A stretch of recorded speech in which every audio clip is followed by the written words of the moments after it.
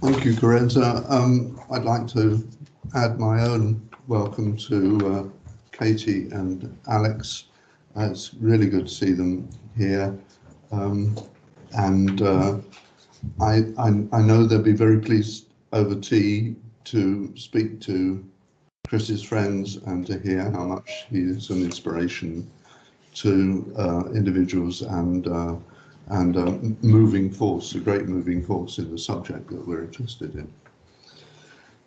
Because it's a special occasion like this, specifically focused, we are asked our really good friend, Richard Jones, a really good friend of the group, and of course a former committee member, former officer, if he would do and put together an introduction, almost a memoir, something that held the thing together and related today's events to Chris and David, and so he is our first speaker. Richard is Associate Professor of Landscape History at the Centre for Regional and Local History at the University of Leicester. I think he must have written the next bit. He spends as much time as he can. He spends as much time as he can in fields. And when he's there, he never fails to spot a stray sherd of medieval pottery or ponder why his stride has been disrupted by a sharp and previously unrecognised break of slope. Elegant reference to David Hall on the one hand and Chris Taylor on the other. And he knows where to go to find the answers. Richard. Thank you, Paul, for that introduction, and it will become very apparent where I go for answers. Because today is strangely personal. We all have origin stories, the moment we all go back to explain why we are all now in this room, right here, right now. And when I reflect on my own story, it doesn't really begin as an undergraduate reading history and archaeology at the University of Exeter, although that was formative, of course, and were I to be an undergraduate student today, landscape history would be very much more evident than it was in my day. Nor would I suggest that my doctoral research at Oxford, which took me to Normandy in search of the castles of the 100 Years' War, quite explains my presence here. Rather, it began in 2000 with the Whittlewood project. The MSRG sponsored that research project, of course, as it has so many others. And members of the group took an active part in shaping our questions and our methodologies. And so it was at the first of the Whittlewood steering group meetings, held in the reading room in Whittlebury, that I first met Chris Taylor and David Hall. And it was in their company, as we travelled around the project area that day, that, still wet behind the ears, my proper education in the field techniques of landscape archaeology truly began.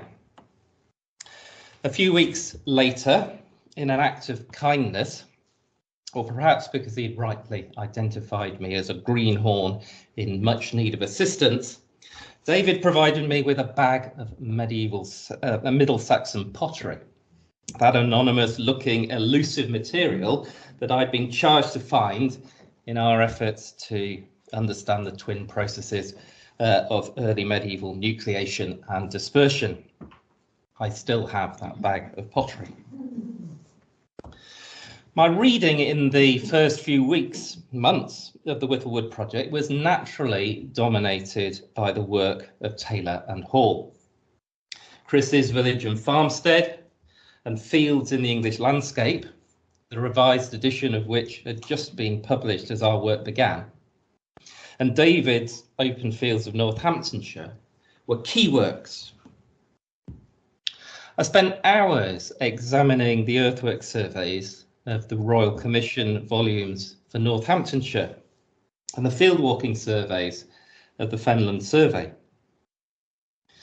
I read Chris's thoughts on polyfocal and dispersed settlement in medieval archaeology and landscape history, and David's thoughts on the origins of open fields in Trevor Rowley's The Origins of Open Field Agriculture and Della Hook's Anglo-Saxon Settlements.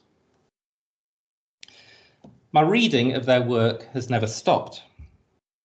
Chris's ideas on village formation, laid out with such clarity in his article Nucleated Settlement, A View from the Frontier, remains one of the most important commentaries on the provincial model proposed by Brian Roberts and Stuart Rathmell.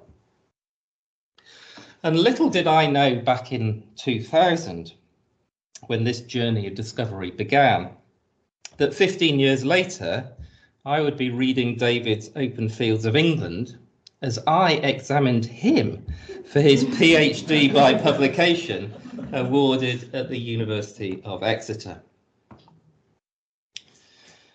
Every year since beginning to teach landscape history back in 2006, the results of their fieldwork and their deep observations on the development of the English countryside have featured in my PowerPoints, and so it's ironic today that I'm not using them.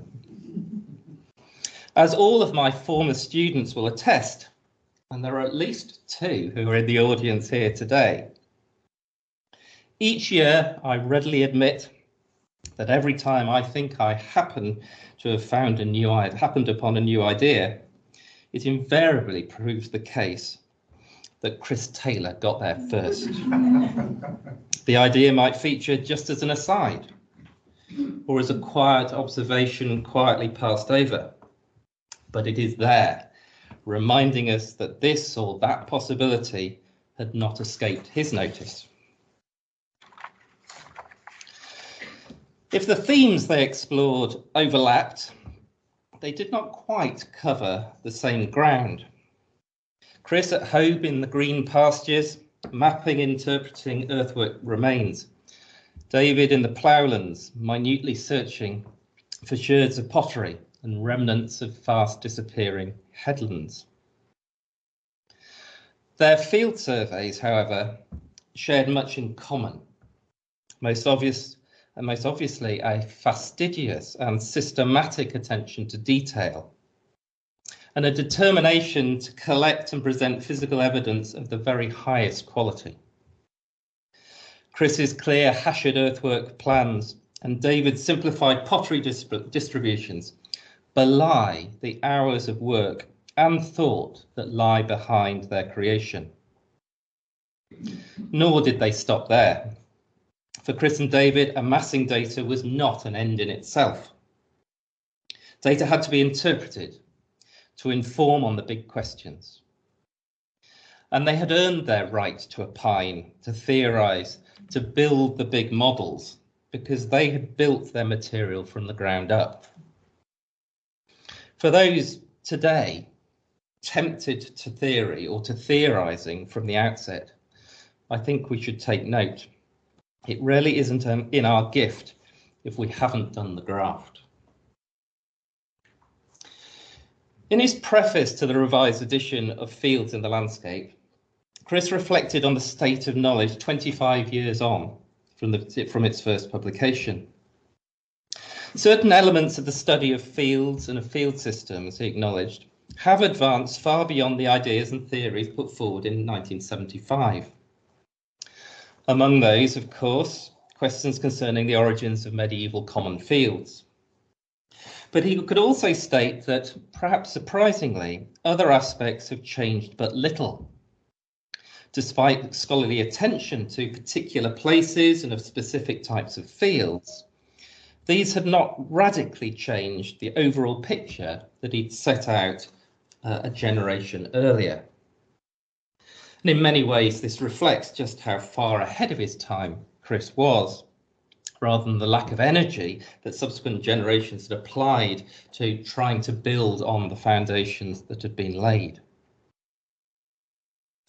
Since the turn of the millennium, the tools at the disposal of landscape archaeologists interested in medieval field systems have developed rapidly, and the data sets have multiplied and grown significantly. We can only imagine what Chris and David would have done with the full coverage, high resolution LiDAR now available to us, for instance. The potential of some of these new techniques have yet to be fully realized. One thinks of eDNA in relation to manuring practices. I was always going to mention manuring. Or POSL dating of buried soils in order to establish new chronologies for the establishment of field boundaries or internal divisions. But as we shall hear from our speakers this afternoon, other data sets are opening up new horizons and new questions drawn from archaeological science or the analysis, for instance, of field and furlong names. In such endeavours, we build on the foundation and legacy left by the pioneering work of Chris and David. They would be delighted, I am sure, to know that the history of fields not only remains on the agenda and that we are discussing it today here, but that it is a subject of such innovative and productive thinking. They would have had lots of questions for us today and many wise and perceptive comments to make. And we are, it is therefore sad that they can't be with us today. Thank you.